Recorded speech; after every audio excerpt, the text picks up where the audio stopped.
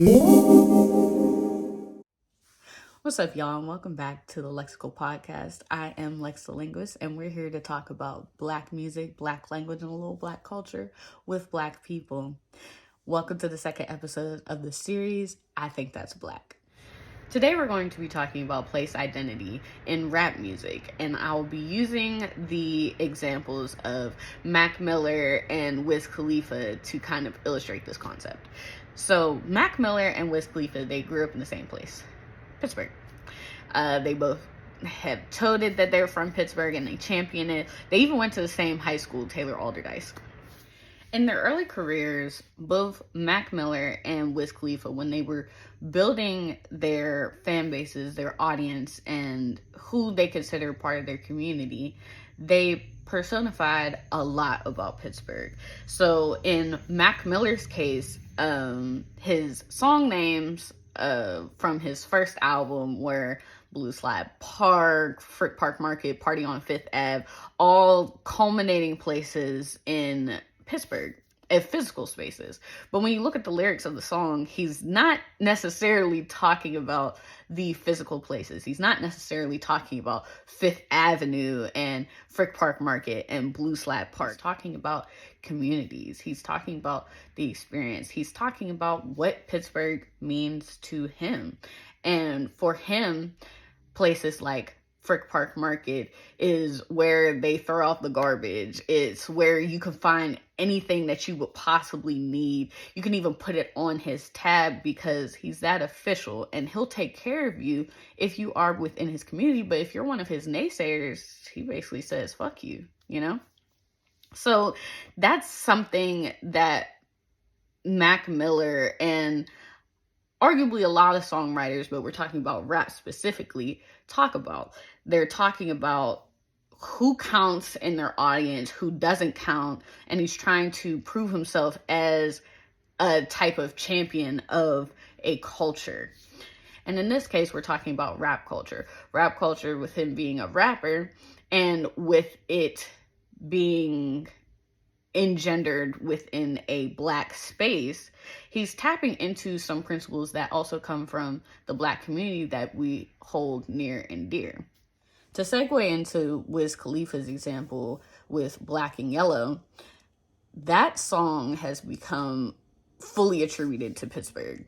He totes himself as wearing the black and yellow chains. The song is actually about his black and yellow car, and he talks about it throughout the entire song. But it became a symbol for the community of Pittsburgh. It got played in Steelers commercials. It gets played at Pirates games, at Steelers games, even at some hockey games. And when it's played even outside of Pittsburgh, people can relate. And not because it's not about Pittsburgh in and of itself. It's not some type of Pittsburgh anthem. It is about the community.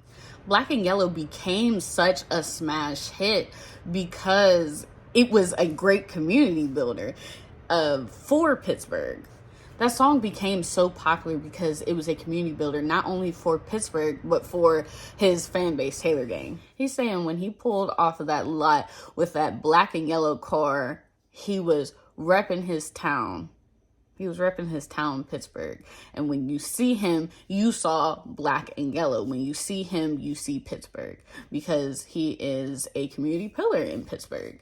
Rightfully so. And what Mac Miller and Wiz Khalifa are doing here that's very important for the personification of a physical space is recognizing that community is important, especially for a rapper that's trying to become famous. You need that community, you need that audience, you need that fan base. But the way that is created and co-created is between the audience and the rapper, and them both relating to a similar basis. In the Black community, which as most of us, if not all of us, know, we stem a lot from African principles and African culture. And in this case, I'm referring to Ubuntu, the Ubuntu principle, which is I am because we are. And it really emphasizes the belief in a universal bond of sharing that really connects all of humanity. without community, without a shared basis of understanding for the audience and the performer, rappers would simply not be famous. You need that fan base. You need that community. You need something for everybody to rally around for people to become a fan of you. And if that ain't Black, I don't know what is. Blackness is really centered around community. So going back to my examples with Mac Miller and Wiz Khalifa, Mac Miller is tapping into this. And now this isn't something that is uniquely Black, but when we're talking about something as in rap culture, which is steeped and engendered through Black culture, that comes from African proverbs and African traditions and things that have been established long before slavery and coming to the Americas, Mac Miller, who is white, tapped into this grand design, these proverbs, and maybe it was intentional, maybe it wasn't intentional, but he's tapping into, it's not about a physical space, it's about the community, and let me tell you why. And he represents that in his songs, which is another reason why he and Wiz Khalifa could be considered both from Pittsburgh, and people can rally behind that even if you're not from Pittsburgh. Just because you tote yourself as being a fan of Wiz Khalifa and you say that you're a part of Taylor Gang, that doesn't mean you're from Pittsburgh, but you're a part of that community. And that is so important to the Black community.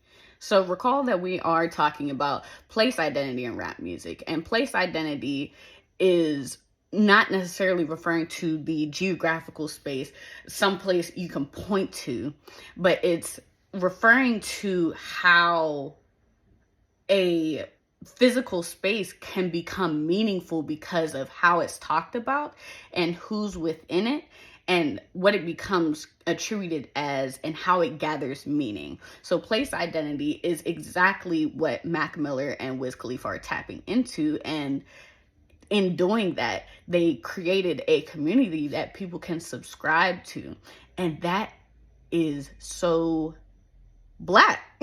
To even drive this point home just a little further, I love to reference one of my favorite, cover songs by Luther Vandross, "A House Is Not a Home." He said, without his lover, a chair can still be a chair even when they're not sitting there. A room is still going to be a room, but a room is not a house, and a house is not a home. So Luther Vandross is saying this place, it doesn't cease to be a physical space. It doesn't cease to be a physical thing, but the meaning is not tied to it. The meaning is tied to his interpersonal relationship with his lover. And it's within that home concept. It's within Ubuntu. It's within community and widespread understandings of culture that we can find meaning. So that was me talking a little bit about place identity and rap music. I would like to know, where do you guys find that rappers and Black rap artists are tapping into this concept of how you need community to really understand where someone comes from? Thanks again for listening to the second episode in the I Think That's Black series from the Lexical Podcast, where we talk Black music, Black language with Black people. I'm LexDaLinguist. Thank you for joining us, and I hope to see you soon.